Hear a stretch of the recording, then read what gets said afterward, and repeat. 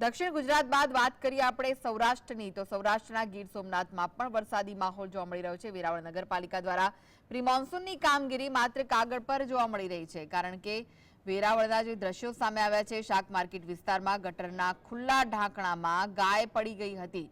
મહત્વના સમાચાર જે સામે આવી રહ્યા છે, ગટરોમાં કચરાના ઢગલા તેમજ આસપાસમાં પણ ગંદકીના ગંજ જોવા મળી રહ્યા છે। વેરાવળ જાણે કે ગંદકીથી ખદબદી રહ્યો તેવા દ્રશ્યો સામે આવે છે। ઠેર ઠેર ગટરોના ઢાંકણાઓ ખુલ્લા અને તૂટેલા જોવા મળી રહ્યા છે, જેના કારણે જો પાણી ભરાઈ જાય વરસાદમાં તો કોઈ દુર્ઘટના પણ સર્જાઈ શકે છે। ગૌપ્રેમીઓએ મહા મુસીબતને ગાયને ગટરમાંથી બહાર કાઢી વેરાવળ નગરપાલિકા દ્વારા પ્રી મોન્સૂનની કામગીરી માત્ર કાગળ પર જોવા મળી રહી છે। તો આ દ્રશ્યો આપ જોઈ રહ્યા છો, શાક માર્કેટ વિસ્તારમાં ગટરના ખુલ્લા ઢાંકણામાં ગાય પડી ગઈ હતી, જેને ગૌપ્રેમીઓએ મહા મહેનતે બહાર કાઢી। વધુ વિગતો માટે જોડાઈ ગયા છે સંવાદદાતા દીક્ષિત। પ્રી મોન્સૂન કામગીરીના ધજાગરા જોવા મળી રહ્યા છે, ગંદકીના ઢગ જોવા મળી રહ્યા છે, સાથે જ ખુલ્લી ગટરમાં ગાય પણ પડી ગઈ, શું વિગતો?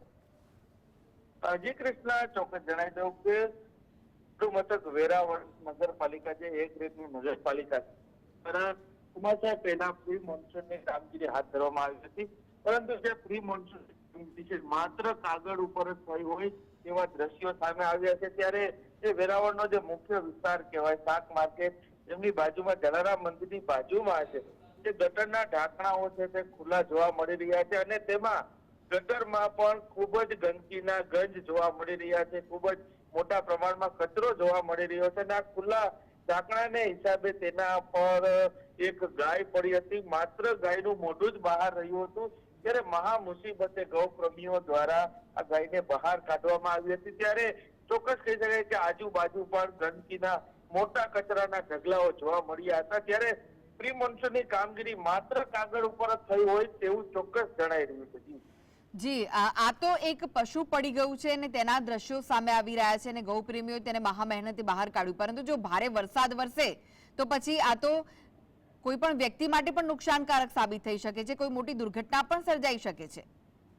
જી ચોક્કસ જણાવી દો કે જે ભૂગર્ભ ગટર છે તે વેરાવળમાં ખૂબ જ નિષ્ફળ ગયેલ છે અને જેના ઢાંકણા રાખવામાં આવ્યા છે તે ઢાંકણા અને ગટરો પેક થઈ ગઈ છે, તેની અંદર મોટા પ્રમાણમાં કચરો પણ જોવા મળી રહ્યો છે।